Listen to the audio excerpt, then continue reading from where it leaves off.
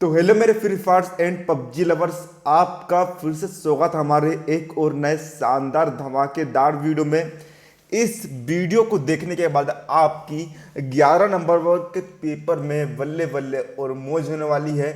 जी हाँ, क्योंकि प्रिय विद्यार्थियों, इस वीडियो में लेकर आ गया हूँ अर्धवार्षिक मूल्यांकन वर्ष 2022-23 कक्षा छठवीं विषय गणित का आपका वह पेपर, जो कि आपको 11 नवंबर को सेम टू सेम देखने को मिलने वाला है। यदि आप इस पेपर को तैयार कर लेते हो तो आप 50 में से 50 नंबर लेकर परीक्षा में भौकाल मचाकर आने वाले हो। पूरा आपको यहाँ पर रियल पेपर, उसका फुल सॉल्यूशन आपको इस वीडियो में दिया जाने वाला है। तो एक एक प्रश्न को आप तैयार कर लीजिएगा, एक भी प्रश्न को आपको नहीं छोड़ना है। यदि आप एक भी प्रश्न को छोड़ोगे तो आप बहुत बुरा पछताने वाले हो। वीडियो के आगे ही हम आपसे बात करेंगे आप इसका पीडीएफ सॉल्यूशन किस तरह डाउनलोड कर सकते हैं, तो वीडियो को बिल्कुल अंत तक देखिएगा। तो यहाँ पर आप देख सकते हैं, यहाँ पर आपको अपना नाम लिखना है, यहाँ पर आपको अपने पापा का नाम लिखना है, यहाँ पर आपको अपने स्कूल का नाम लिख देना है, यहाँ पर आपको अपनी कक्षा का नाम लिख देना है। तो आइए शुरुआत कर लेते हैं हम। तो आइए वीडियो को हम बिना किसी देरी के यहाँ पर शुरू कर लेते हैं। तो देखिए, यहाँ पर प्रश्न क्रमांक 1 से लेकर 8 तक में आपको जो है बहुविकल्पी प्रश्न दिए गए। प्रश्न को पढ़कर नीचे दिए गए विकल्पों में से सही विकल्प चुनकर आपको उत्तर को लिखना है ना।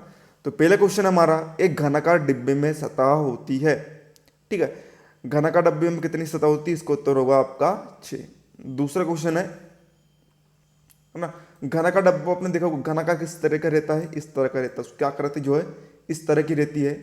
इसकी सतह कितनी होती है आपको बताना है, तो उसकी सतह होती है 6। अब देखिए यहाँ पर दूसरा क्वेश्चन है, एक विद्यालय के 405 बच्चे कैंप में गए, हर तंबू में 5 बच्चों को ठहराया गया है, तो कुल तंबुओं की जरूरत होगी आपको बताना है ना। तो सिंपल से करेंगे क्या आप करेंगे ये है, जो 405 बच्चे हैं उसमें आप 5 का डिवाइड कर देंगे। 405 में आप जो है 5 का भाग दे देंगे। तो देखिए, पाना 8 40 और 5 एकम 5, तो इसका करेक्ट आंसर आएगा आपका 81 ना। 81 जो है इसका सही उत्तर आपका आ जाएगा।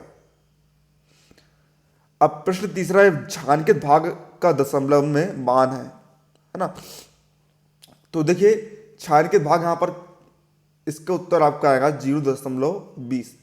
चौथा प्रश्न है, 3/5 का तुल्य भिन्न है ना। 3/5 के जैसे ही ऐसा कौन सा भिन्न है जो इसके बराबर है, तो देखिए इसका उत्तर आएगा आपका 6/10, क्योंकि जब आप 6/10 को भाग लगाएंगे 2 से, तो देखिए कितना आएगा, 2 3 6 बटे में 2 पंचे 10।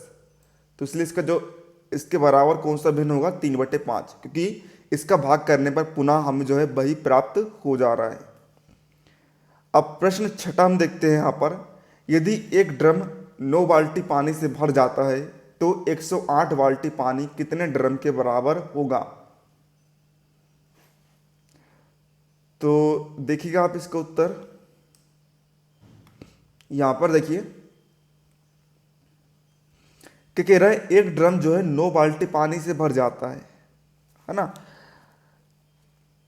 क्या एक जो ड्रम है वह 9 बाल्टी पानी से भर जाता है, तो 108 बाल्टी पानी कितने ड्रम के बराबर होगा।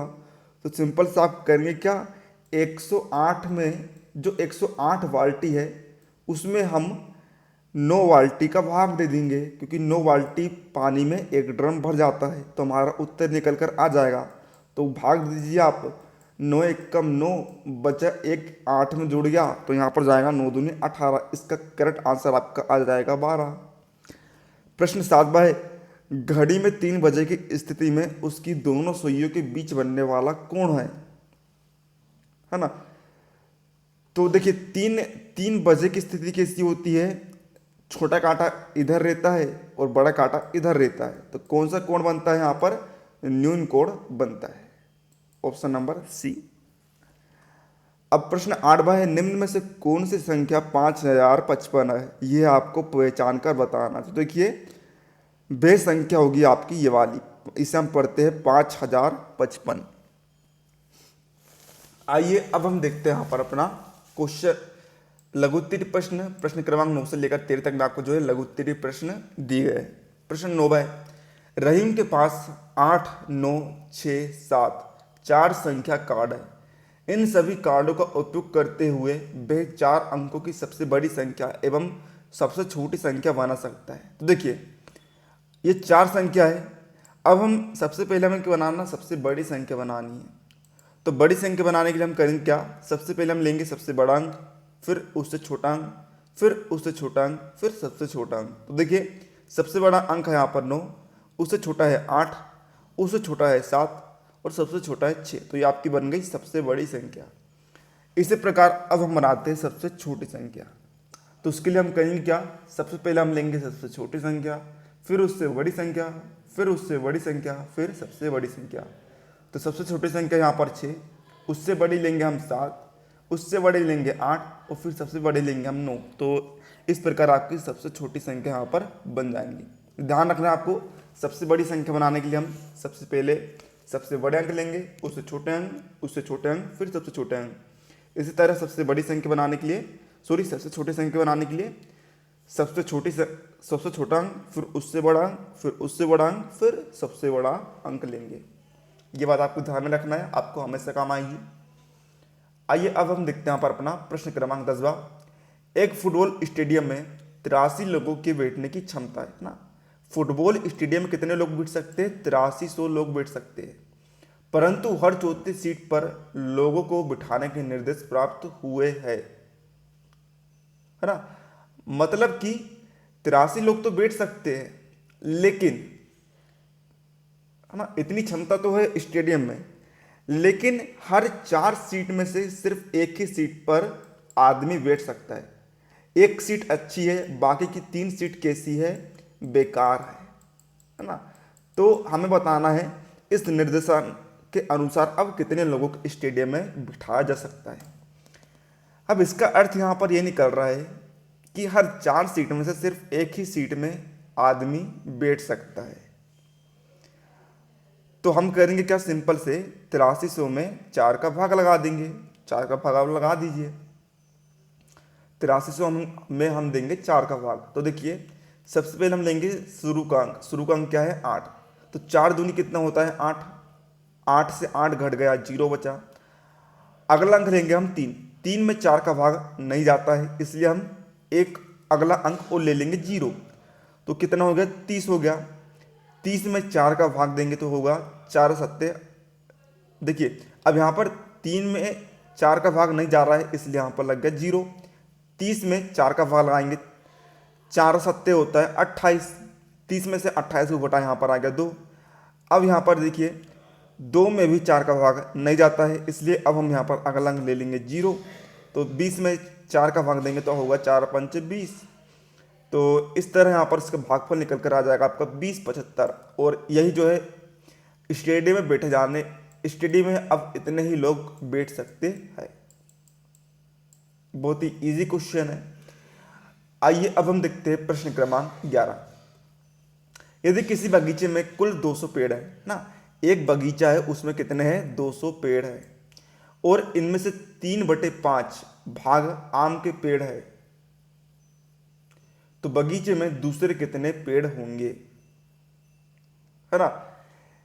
देखिए कुल पेड़ कितने हैं 200, आम के पेड़ हम एग्जैक्ट निकालते हैं। क्या कह रहा है, 3/5 भाग, यानी कि हर 5 पेड़ में से, ठीक है, हर 5 पेड़, मैंने कॉलम बना दी हूं इस तरह का, 1 2 3 4 5। ये जो 5 खाने हैं, इनमें से 3 जो खाने हैं ये पेड़ किसके होंगे, ये पेड़ होंगे आम के, और 2 पेड़ जो होंगे किसी दूसरे तरह के पेड़ के होंगे। तो इसकी हम एग्जैक्ट संख्या यदि हम निकालें तो करेंगे क्या, हम लेंगे 3/5 और इसमें गुणा कर देंगे 200 का। तो 200 में भाग लगा दीजिए 5 का, तो 40 आएगा। 5 में 40 का गुणा कर दीजिए, यहाँ पर आ जाएगा 120 पेड़। मतलब कि 120 पेड़ कितने हैं, किसके हैं, आम के। तो अब हमें शेष पेड़ निकालने हैं, तो सिंपल से करेंगे क्या, कुल पेड़ में से हम आम के पेड़ को घटा देंगे, तो 200 ऋण 120।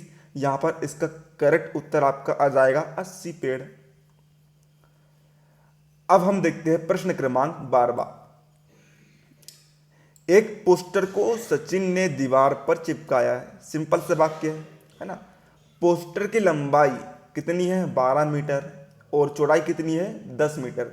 तो पोस्टर के कितने क्षेत्र को घेरा गया है। तो हमें इसका अर्थ यहाँ पर यह निकलता है कि हमें जो है इसका क्षेत्रफल निकालना पड़ेगा, तब हमें पता चल पाएगा कि कितने क्षेत्र को घेरा गया है। तो पोस्टर की लंबाई हमने लिख दी है 12 मीटर, चौड़ाई लिख दी है 10 मीटर। अब पोस्टर आपको पता होगा किस तरह का, किस आकृति का होता है। देखिए पोस्टर होता है कुछ इस तरह के आकृति का होता है, यानी कि यह जो है आयत की आकृति होती है। तो हम पोस्टर को आयत भी कह सकते हैं, इसमें कोई भी विरोधाभास नहीं होगा। तो हम यहाँ पर लिख देते हैं आयत का क्षेत्रफल। चलिए वीडियो में आगे की तरफ बढ़ने से पहले हम जान लेते हैं कि आप इसका पीडीएफ सॉल्यूशन किस तरह डाउनलोड कर सकते हैं। तो पीडीएफ सॉल्यूशन डाउनलोड करने के लिए पीडीएफ की लिंक कमेंट बॉक्स में पिन कर दी गई है। उस लिंक पर क्लिक करके आप इसका पीडीएफ सॉल्यूशन डाउनलोड कर सकते हैं। और फिर भी यदि आपको पीडीएफ डाउनलोड करने में किसी भी तरह की प्रॉब्लम आती है तो पीडीएफ की लिंक के नीचे ही आपको एक वीडियो की लिंक भी दी गई है। उस वीडियो में बताए गए तरीके का उपयोग करके आप पीडीएफ को बहुत आसानी से डाउनलोड कर सकते हैं। तो यहाँ पर देखिए आयत के क्षेत्रफल का सूत्र होता है लंबाई गुणित चौड़ाई। तो आप लंबाई में चौड़ाई का गुणा कर दीजिए, 12 गुणित 10। तो 12 में 10 का गुणा करें तो यहाँ पर आ जाएगा 120 और मीटर इंटू मीटर कितना हो जाएगा मीटर का स्क्वायर। तो ये आपका उत्तर यहाँ पर हो जाएगा। आइए देखते हैं प्रश्न क्रमांक 13। एक वर्ग का परिमाप कितना है 16 सेंटीमीटर, है ना।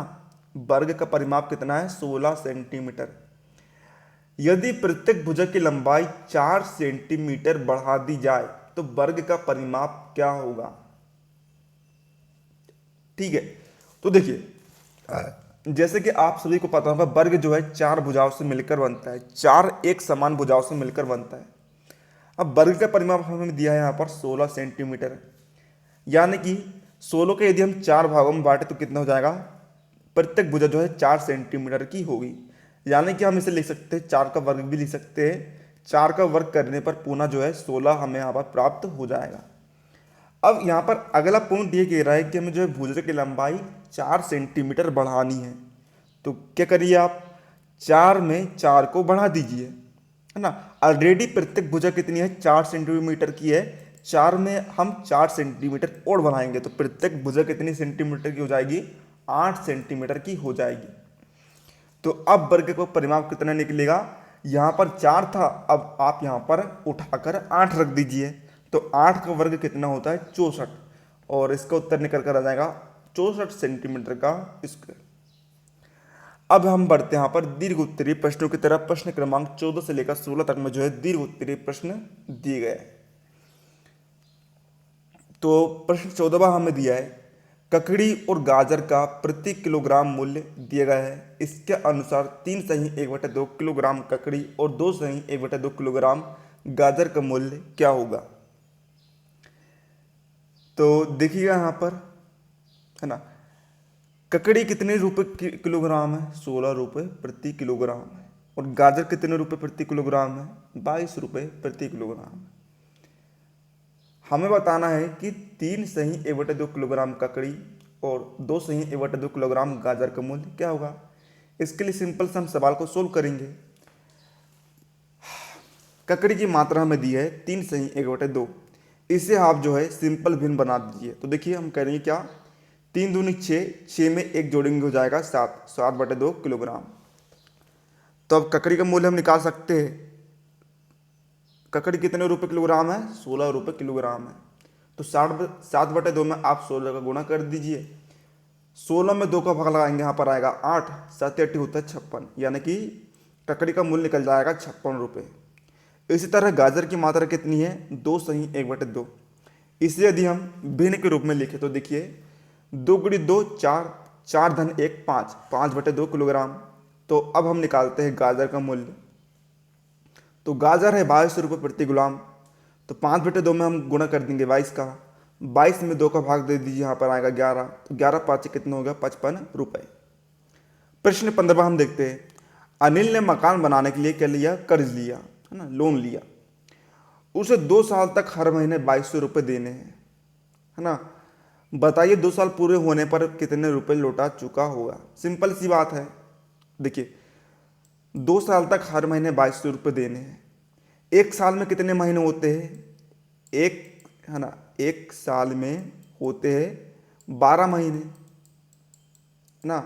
तो देखिए एक साल में जब 12 महीने होते हैं तो 2 साल में कितने महीने होंगे, 2 को गुणा कर दीजिए, 2 साल में होंगे 24 महीने। अब इस 24 महीने में आप गुणा कर दीजिए 2200 का, तो यहाँ पर इसका उत्तर निकल कर आपके पास आ जाएगा यहाँ पर 54,800 रुपये इसको चुकाने होंगे। सिंपल सी बात है। अब लास्ट सवाल है आपका इस प्रश्न पेपर का।